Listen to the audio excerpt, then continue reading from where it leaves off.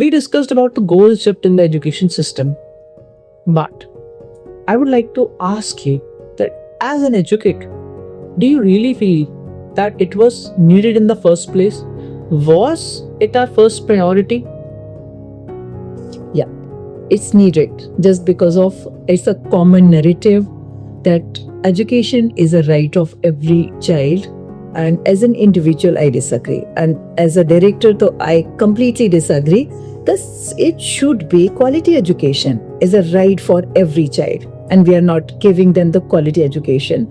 And this is the main core education जो हमें बच्चों को देनी है. So on that quality education, what we do? What is quality education, first of all? Sorry to really interrupt you, but it was a beautiful point. Yeah. Can be quoted once again. Yeah. Yes, I guess it was so impactful that I need it to be, conveyed to most of the people. So let's do it in quote again. What did you just said? So I said कि quality education is a right of every child. Okay. They should get the quality education. Now, what is quality education? So, quality education is the holistic development of a child, not only the rote learning, not only the textbook learning, memorizing the thing and doing in the same way what we are teaching.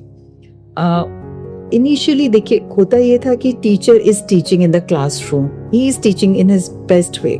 बच्चों ने बोला समझ में नहीं आया. He teaches more. He teaches more. So, can I give an example? Satyansh, इसको हम इस तरह से समझते हैं कि बच्चों को स्विमिंग हमें करवानी है और एक टीचर है जिसने बाहर खड़े होकर के उसको बहुत सारी क्लासेस दे दी. स्विमिंग पे ही टोल्ड कि आपको ब्रेथ कैसे रोकनी है, आपको मूवमेंट्स कैसे करने हैं, आपका लेग मूवमेंट क्या होगा और आप पानी में जाते कैसे स्विम करोगे. उसने हर तरीके से बेस्ट लर्निंग आपको दे दिया.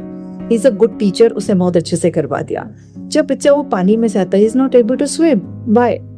क्योंकि हमने सारी की सारी उसको एजुकेशन तो दे दिया पर हमने हैंड्स ऑन एजुकेशन नहीं दिया. सो अगर मैं उसको इस तरह से समझती हूँ कि हमारी जो एजुकेशन अभी तक थी दैट वाज ऑडिटरी. हमारी एजुकेटर जो हम थे, हम बच्चों को समझाते थे, बोर्ड पे करते थे, चौक होते थे. Now Chowk is change with a white board और पेन, मार्कर पेन से वो चेंज हो चुकी है. बट तरीका वही था हमारा पढ़ाने का. सो बच्चा स्विम नहीं कर पा रहा था क्योंकि उसने कभी स्विमिंग अपने टीचर के साथ में नहीं की.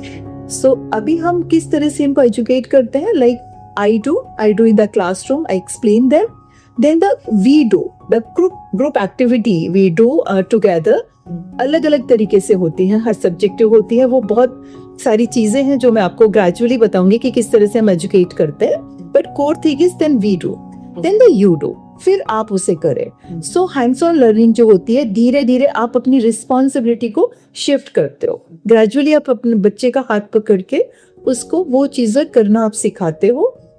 वो बच्चा इतना एफिशिएंट हो जाता है कि वो रियल लाइफ बेस्ड लर्निंग की तरफ बहुत इजीली मूव करता है. And that is for the life time. और वो उसको हमेशा इम्प्लीमेंट अपने लाइफ में कर पाता है, जिस तरह से बच्चों की पूरी होलिस्टिक डेवलपमेंट में वो हेल्प करता है. So this is the core thing of, it's not superficial और peripheral, it's the core of education.